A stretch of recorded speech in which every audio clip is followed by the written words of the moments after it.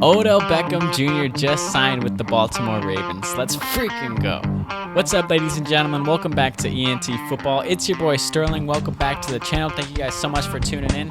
Now, before I get into the video, I want to remind you guys to go down below, like this video, comment on this video what you think about the Ravens signing Odell, and also subscribe to the channel. And also, I will leave it down in the description. Make sure you guys go check out my ENT Basketball channel. If you like basketball content, go over there, check it out. The link will be in the description, and it will be greatly appreciated.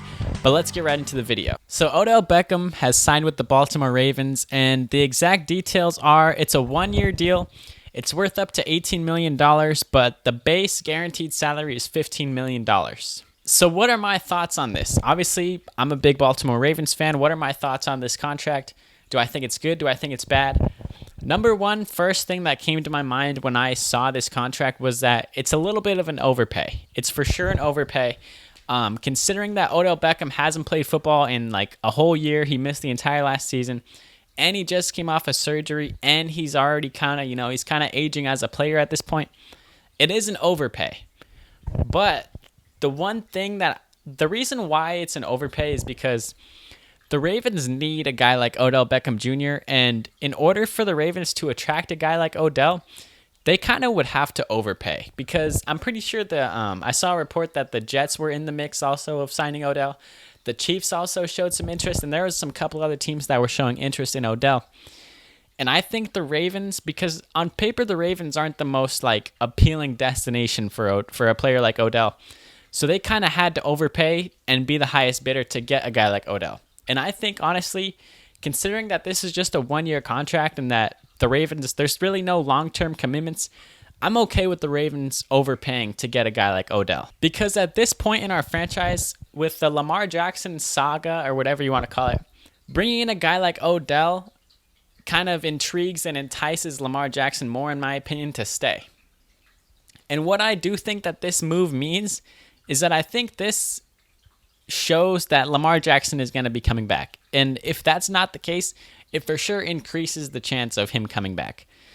The reason why I say that is because I don't think the Ravens would be this aggressive to try and get a guy like this if we weren't sure that Lamar was going to be our quarterback. And to me, as a Ravens fan, this shows me that behind the scenes, I think things are probably starting to get worked out, because I really don't think that we would make a move like this if we weren't sure that Lamar was coming back. And so I think this is a really good addition to the team, because this upcoming season, this should be the best weapons that Lamar Jackson has ever had since he came to the NFL. He's going to have Mark Andrews as the number one option on this team. Even though he is a tight end, he historically has been the number one option for this team, and he will continue to be that. Odell Beckham coming in is going to be a great number two passing option, and he can be our number one. If he returns to the form that he was on the Rams, obviously Odell was still, he wasn't the player that he was in New York, but we saw a lot of great plays and a lot of flashes from Odell the deeper that he went in that season with the Rams, right? He was on pace to honestly possibly being the Super Bowl MVP. He was having a great Super Bowl in the first half, and it's unfortunate that he got injured, but in that season with the Rams, we saw that there is still, Odell is still a really good player. And if granted, he is 1 year removed from that, and I think it was an ACL tear away from that game and that season. And granted, he is a whole year and I think it was an ACL tear and surgery away from that season that he had with the Rams. I think if he returns to that form, this is a really good addition for the Ravens. So you have Mark Andrews, you have Odell Beckham, and then you have Rashad Bateman coming back from injury. And now that there's a little bit of pressure taken off of him, I think Rashad Bateman, if he can stay healthy, is in a great position to succeed. And then you add in the fact that Devin Duvernay, I'm not going to sit here and act like Devin Duvernay is some great player, but Devin Duvernay had a lot of great games last season, and he kind of had to fill in that number one receiver role last year because we had no other options. And so from him going from basically the number one receiver to the number three receiver on the team, I think Devin Duvernay having all that experience that he got last season is going to be a really good number three for us.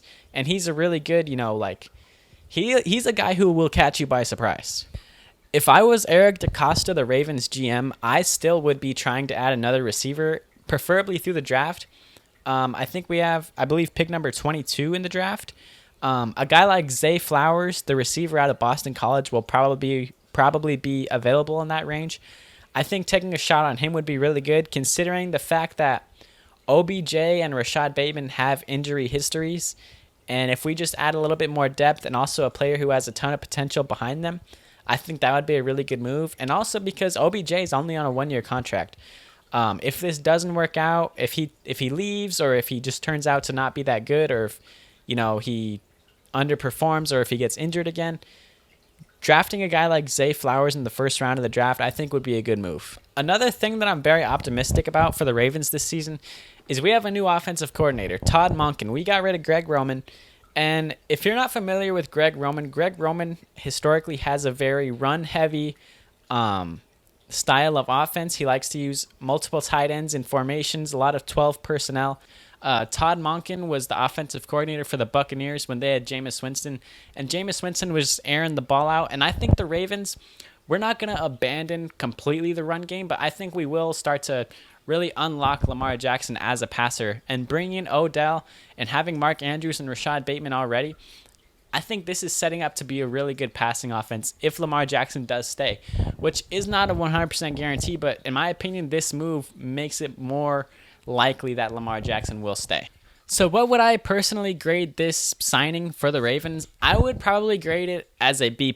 I would grade it as a B+ because the Ravens are taking a shot on Odell, and although it is an overpay, they kind of had to bring in Odell, right? The Ravens, it's been a really long time since we've had a star receiver.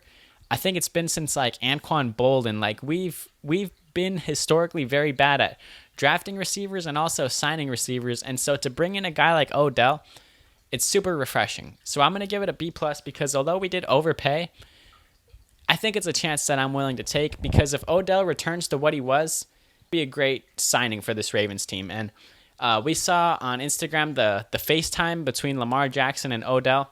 See, stuff like that just makes me feel like Lamar is going to stay. If Lamar wasn't going to stay, I don't think we would see him posting him and Odell on FaceTime together and stuff like that. So, and I'm also going to acknowledge the fact that Odell could come back and he could look like a shell of his former self. He could be slower.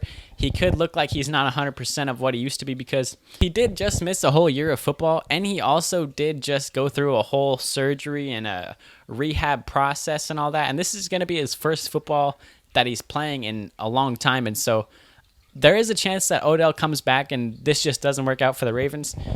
But it is only a 1-year contract. So like I said, there's no real long-term ties or anything to Odell. So if he doesn't look like what he used to be, or if he underperforms, then it's all right. We took a chance on it. We paid him a lot of money. But we could just let him go, just wash our hands with the situation in this next offseason. And I think it's a chance that I'm willing to take. So I really like this signing for the Ravens. And like I said, I'm going to give it a B+. So yeah, thank you guys so much, ladies and gentlemen. Welcome back to ENT Football. It feels so good to be back on this channel. We're going to have a lot of videos coming soon. I'm going to start doing some quizzes. I'm going to do some pre-draft content. I'm going to be doing a mock draft. I'm going to be hopefully doing some player analysis here and there, but that's going to be hard to do because of the footage and the content that I can use on here. And so blah, blah, it doesn't really matter, but make sure you guys go down below. Stay tuned for more content. Go down below, comment, like, and subscribe. Check out ENT Basketball if you're interested. And I'm out of here, ladies and gentlemen. Thank you so much.